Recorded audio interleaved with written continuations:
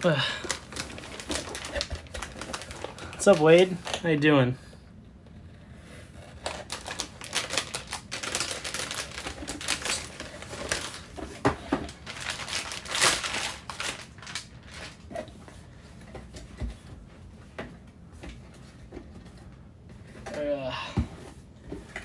Sorry, I'm getting stuff out of boxes right now. Test fitting things for, what do we have in store tonight, buddy? Yeah, our test fitting components that are going into a new build.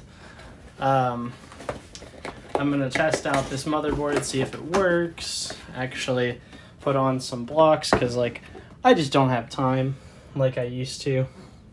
So I got to do things a little bit in advance. Well, hi, Taylor. All the Marysville people in here tonight. Oh, nice. Another build? Yeah, I'm indecisive. I can't ever figure out what I want.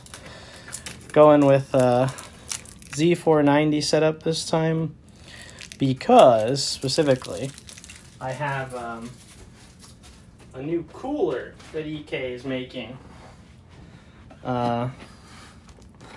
These are EK cryo coolers. It's a bit hard to see, but this guy essentially, it'll take heat and actually cool the CPU, so I can get negative temperatures using this. My other build, I sold it. Same thing I do with all of them. I just flip stuff constantly. If I'm not happy with it, I'll start listing it online, order new parts. Yeah, doesn't always work out in your favor though. You always lose a little bit. Like, I think between the last one and the new one, it's probably gonna be a couple $100 that come out of my pocket to make it happen. It's awesome, but honestly, at this particular moment, I'd really rather just have, like, money. So there's 875K, yeah, 10875K, 10850K, okay, whatever. This is a 10 core, just below the 10900K. Good chip. Gonna do everything I need for a long time, I think.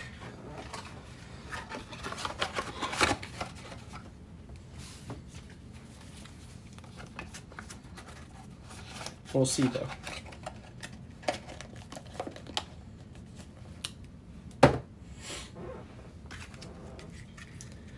How many keyboards do I have now? I've got less, actually. It's been one of those things that I just haven't been able to invest in. I'm looking to get a new one, but the current one that I have, I've had for quite a few years at this point. Is that the right way? Yeah, it's the right way. Well, let me show you. So it's Ducky, of course. It's just, you know, no key printing on the front. I just have it on the sides, all black. These are MX Silver switches.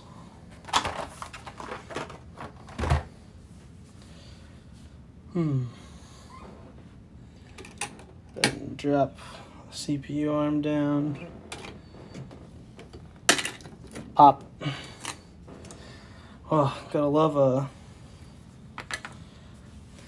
new CPU. You like the keyboard? It's all black on the front. Yeah, it's pretty sweet. There's all kinds of plastic I still need to take off, I think. Yeah, a little bit anyways.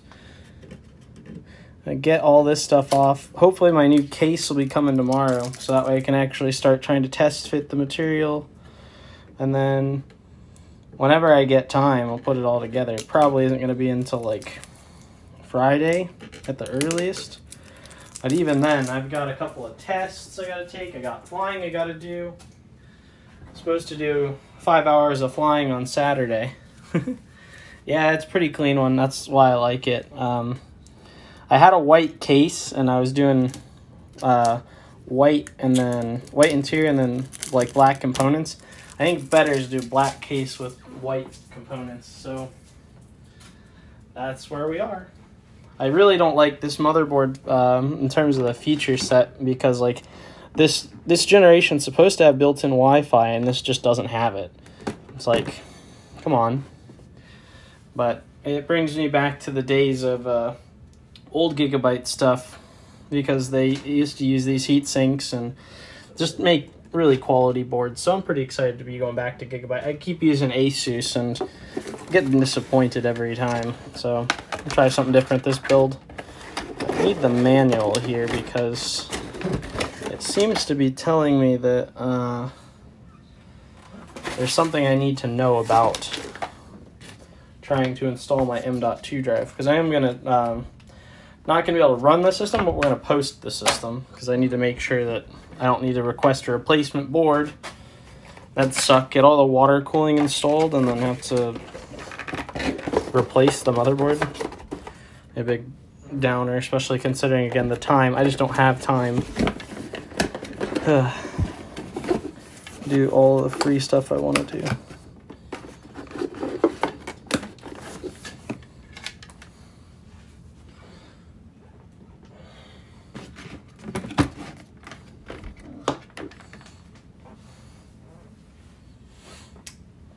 What you been into lately, Wade?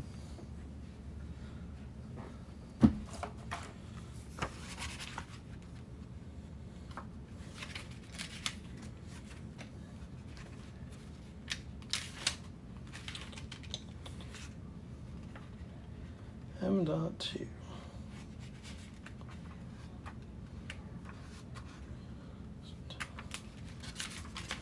Where does it say what I need to know about this drive? Guess let's read the table of contents and see. Maybe it'll tell me. BIOS, hardware installation, installing memory. That's probably what it is, installing memory. We'll try page 4. See what it says.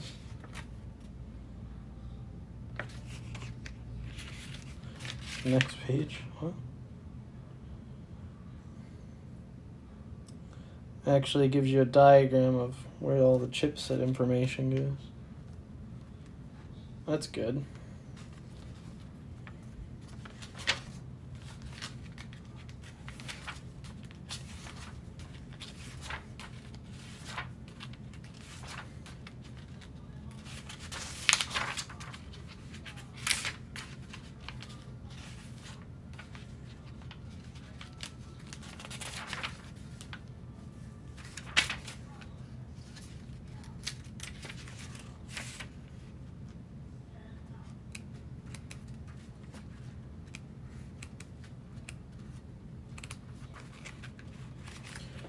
Where does it say what this is about?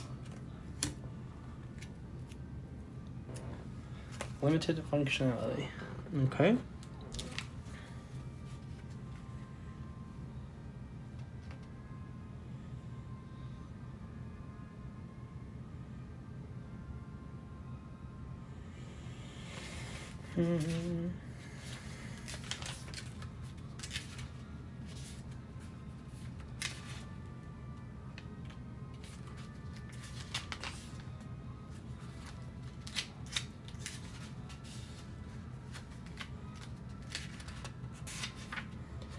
Doesn't seem to say in here what I need it to tell me.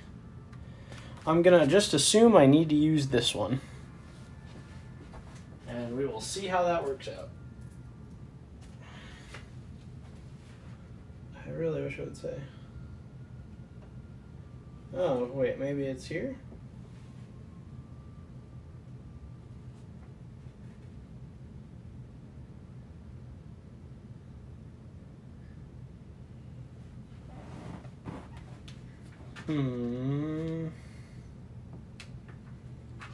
No, I'm still confused about it. 9.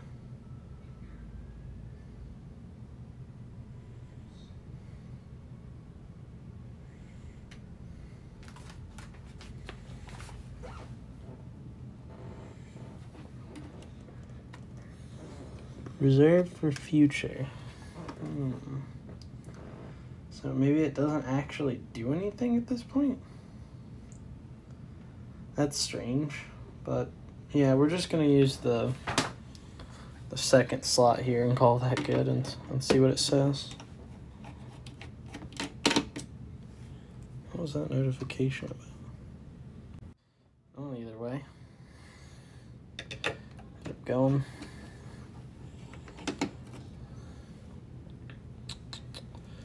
So that, yeah, I don't know. One of the things I'm not changing about this is my storage currently. So 256 gig, 970 Evo Plus, more than fast enough to do what I need it to do, and probably still be relevant in the future. Z490 is not PCI Express 4.0 compliant, so we're not really worried about that kind of stuff at this time.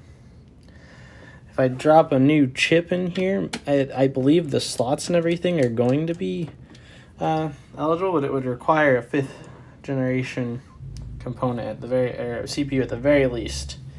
Guys, if you ever are installing these, always make sure you take that off. You're very sad when your M.2 drive dies because it overheated. And I don't like having to tell people that just died because you're stupid. Well, I sure did that a lot with my old job. I'm like, oh, why'd my computer die? Well, you didn't follow the instructions. What did you expect? I'd be like, yeah, like, too bad. Just how it is then. So let's get into this box, cryo cooler, and start getting it installed. It's gonna be a few minutes of a process, that's for sure. This thing is massive. It is heavy. It's not cheap, that's for sure. It does include a back plate, which you'll really want to have. All the mounting hardware that you would need. And if we open it up here, you just see how massive it is. And also let you know that this isn't the only component to it. So this is the actual cooler itself. And look at how thick it is. Man, it's heavy. Probably weighs a good 2 pounds. Which, you know, a Noctua NHD 15 doesn't weigh 2 pounds. Just for, you know, putting it out there in terms of info. But it also needs this guy to actually function, because this is the brains of the unit. You got a 8-pin power here. This is GPU power. It pulls 200 watts maximum to cool the CPU. So if you want to do something crazy with it, overclock super high, you can do that. It's got a data sensor. Wait, what is this one? I don't know. This one does something. I think it, yeah, I don't know. This one's the temperature probe, though. And then the data in terms of communication goes over USB micro B, which the dumbest thing ever is that if you actually install this on top of the cooler the way that you're supposed to, like this, you have a cable just coming out of the top of your CPU cooler. Fortunately, you don't have to physically put this there. They recommend it because there's temperature sensors and things, but not required. So, cool beans with that. This thing's complicated enough. I actually want to look at the manual again. I've installed it once on another board, another system, just trying it out. But I would like to put it on another one just to, or at least to look at the instructions again so I can make sure I'm not doing it wrong. EK Cryo Cooler Manual. I got my LG Gram back here behind you looking at the installation guide. One of the things that I haven't checked, which actually could be a problem I didn't even think of, is that it may not be compatible with this motherboard. It's only vetted to be compatible with certain motherboards. So, yeah. Let's hope. Let's hope it's compatible. So first things first is a bunch of stickers. So I guess that's what we'll do first, is we'll install a bunch of stickers. These stickers, to the uninitiated, are extremely important because, like I said, this thing has a capability of cooling the CPU well beyond what a normal cooler could do. I can get this to be below ambient temperatures, which essentially means that the CPU would be below zero, or below whatever the room temperature is. And if you know anything about weather, the temperature dew point spread essentially says that once you reach the dew point, which it's taking a measurement of the humidity. Oh, that's what the other thing is, the humidity sensor. If you take the measurement of the humidity and the temperature, there's a point where they cross those points. And when you get that, you get water.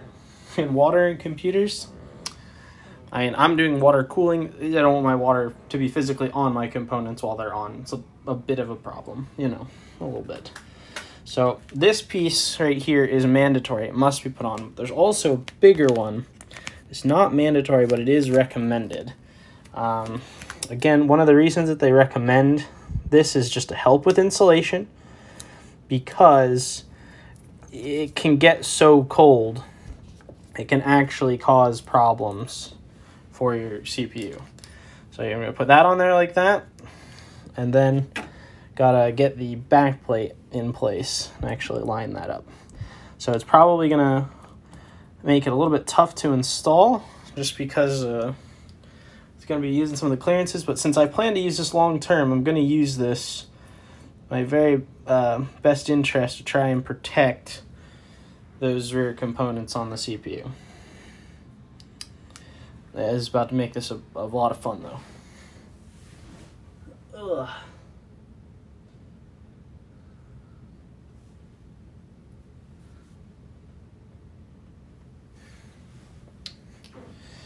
All right.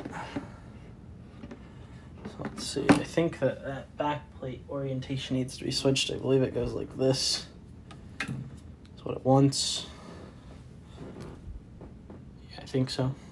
All right. Oh, and oh, what fun it is to apply back plates to CPU coolers. So this is going to be a messy and convoluted process. I apologize for anyone that's watching. It's going to be a couple minutes of just trying to do this, which is okay.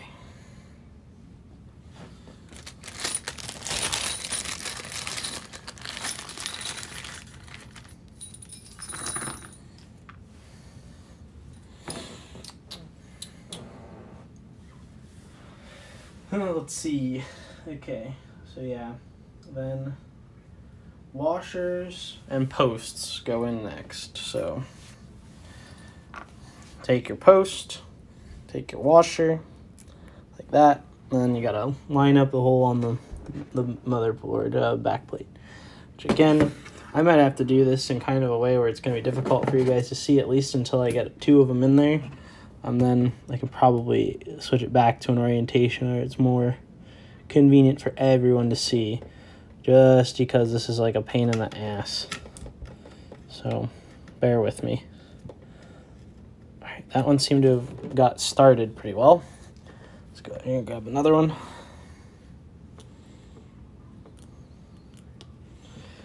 And come back around. Oh, we'll do this one. Doesn't feel like it's gripping. It's in the right general vicinity. I gotta use a little bit more force than I might feel comfortable with to make it grab. It's not. Yeah. Come on. Come on. There we go. Got a couple turns of connection. Yeah. Okay, so with those two in, then the other two should go without much hassle. I'll just rinse and repeat. I'm beginning to wonder if my clearance is going to be a problem, because it kind of is looking like it might be on the gotta actually use a little bit of force to get those down into place. I just realized, because it doesn't look like they were clearing the whole way, and that's again consequence of putting on this thermal pad on the back. You can see it. This guy makes it more dense. Well, yeah, dense, but just thick. The more thickness you have, obviously, the more clearance issues you can run into. But I'm looking at where this thing needs to go, and I think there's going to be motherboard components in the way. I had looked at pictures, and I was like, it should be fine. I'm going to be really upset if it doesn't fit, though. This means I'm going to have to jump up to probably a significantly more expensive board, and also one that just doesn't fit the aesthetic nature that I want to go with. And I got to do another return to Amazon. I'm going to get shunned for buying things on Amazon because I've returned too many items. Well, I guess we might as well do a test fit here and just see, does it line up? Because that's kind of critical to proceeding at this point. Looks like wires are supposed to come out of the top. Or are they?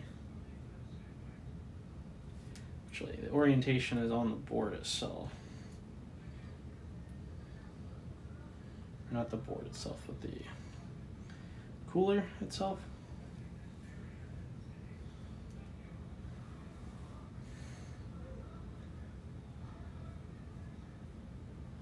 I wonder, I think this thing only goes on one way, but it seems to be almost mounted 90 degrees in the wrong direction. I don't know.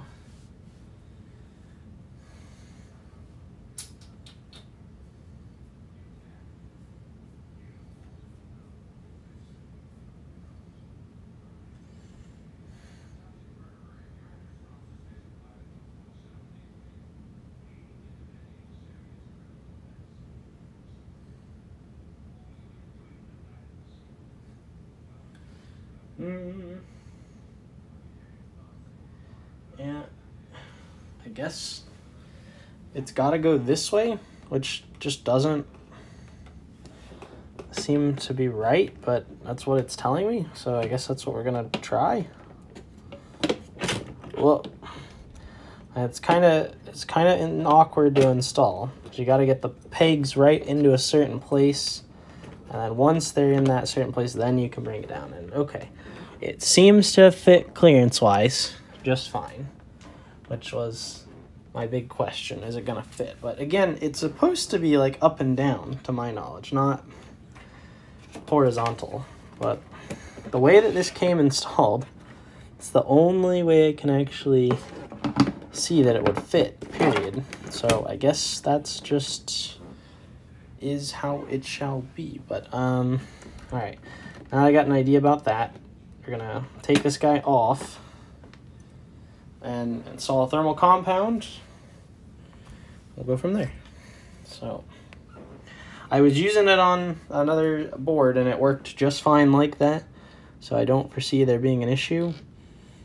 That's gonna be like way too much, but whatever. E-cases, it's non-conductive and it's just gonna spread out, and you'd rather have too much than too little, so that's just where we are. All right, go ahead and start getting this back in here. I just wonder how much stress these posts and everything are putting on the actual motherboard. I think it's quite a bit. It's a lot of mounting pressure with this, and you don't ever want to bow your motherboard, but I'll tell you from experience, it happens, and it's not a good thing, but it happens. And I think it's making good connection. I'm not sure entirely, but we'll go with it. It seems to be good. Seems to be being the key word. At least it'll smash down into place once I put these things on here.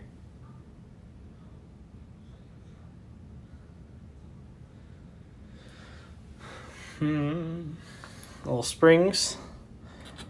Ching ching. Ching ching. And I got their caps that go on top. Now again, this is one of those things where I never feel comfortable installing them because it just looks like you're putting so much more pressure on this than you should be. But I'm not quite sure if that's true. Alright. So now we just start going a little bit by a little bit each way, a little bit by a little bit. Just trying not to overdo one side more than the other so it keeps it even. So the last thing I want to do is snap a motherboard in half. Fortunate enough to say I haven't done that yet, but could always be a time for a first. And let's actually look at this and see. It doesn't appear to be bowing. But that may just be because of its extreme weight on the board. I think it's good.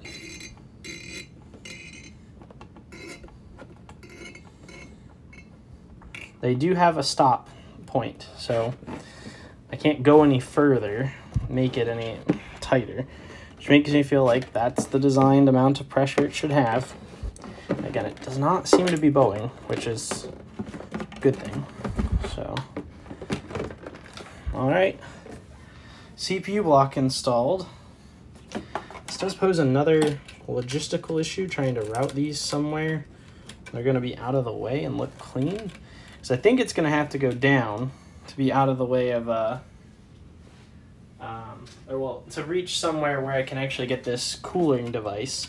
I'd like to put it up here, but it's just not going to have the reach that it needs where I can put it somewhere where that'll be hidden.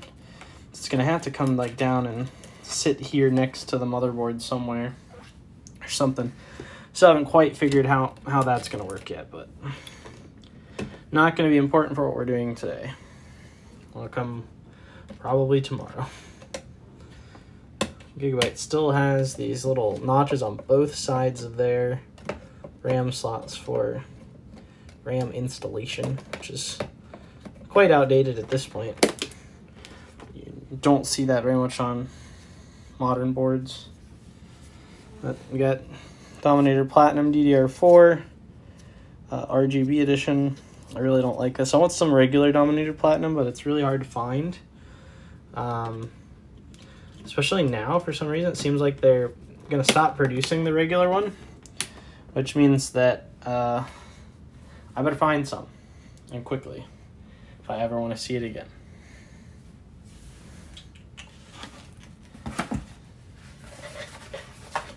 So, alright, we're not going to install the actual tech at this moment. We don't need to. Just going to put the things back in the boxes where they go.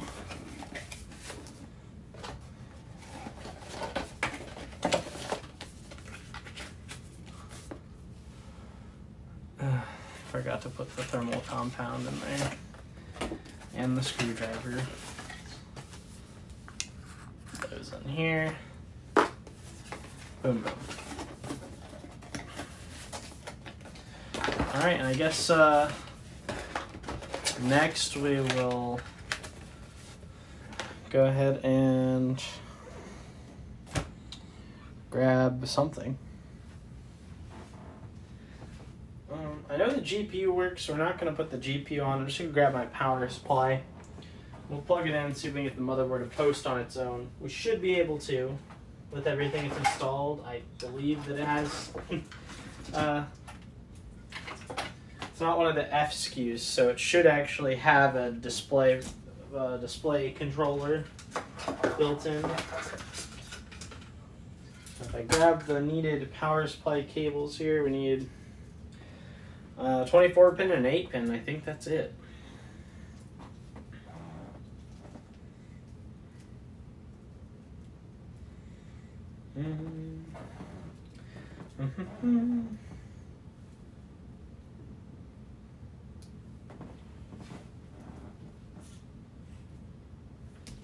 Yeah.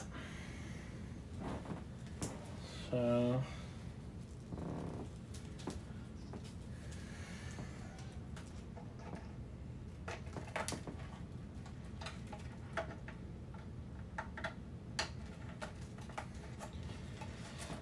use an 850 watt Corsair RM power supply. Should be more than enough. That is an interesting thing to bring up though, because it may not be under certain circumstances. The RX 3090 has the tendency to peak at above 330 watts of power on its own in terms of power draw. And then the 10875K has the tendency to peak at a even higher, well not even higher, but like 250 watts or more on its own. So with that, and then the tech cooler, like let's say I'm running CPU at a high load, GPU at a high load, and then the tech cooler trying to compensate is also running at some ridiculously high amount of voltage. It could cause some funny things to happen, if not just cause the entire computer to shut down. So okay, display port in, and we'll go ahead and give the board some juice. I don't know that we're going to see any lights here because it's actually not, what would I say? It's actually not got any to my knowledge. I've got the monitor plugged in, so we got to find which one of these pins down here is the power switch, short those out, and we should get something. So I believe this is power switch. It is. There's a little LED down there. Let's see what that is. Some kind of error. No display yet. Alright, it's doing something. Tried to do VGA. Oh! There we go, we got a post. And it turned off. I think that's all I needed to demonstrate though. Because it's completely... that thing is so massive, I wouldn't be surprised if it would run in this configuration for a little bit without powering off. But I think... some RGB, that's kind of cool. I think we're in the point where she's good. Let's just see if I can get it to post again. We'll go into the setup here. Oh, it's gonna load Windows. All right, you do what you need to, bud. Getting ready. Yeah. Do that. Let's see. Will it actually get all the way to Windows? I don't think so. But I mean, I'm gonna let it try. You do you, machine. Whatever you're doing. Look at that. It made it to Windows. Wow. So let me just plug in my mouse here. CryoCool. Unable to establish connection. Yeah. I don't have it hooked up, so I'm not surprised. We'll run core temps just because I'm curious to see what is it running at passively. That's hilarious. It is so massive. It's running at 32 degrees on the desktop with 0 active cooling. That is hilarious. And also ridiculous. So that's good though. This chip is a lot cooler than my last one. All I'm trying to go in here and do though, when we finish up, is just check the hardware. Make sure it says it's reading everything. So it's system, about, okay, 10875K. Or 10850K, yeah. And then 32 gigs of RAM. All right, cool. So Look at running at 5 gigahertz on a single core and running at 32 degrees. Completely passively cooled due to this absolutely ginormous block. And it's not even that hot.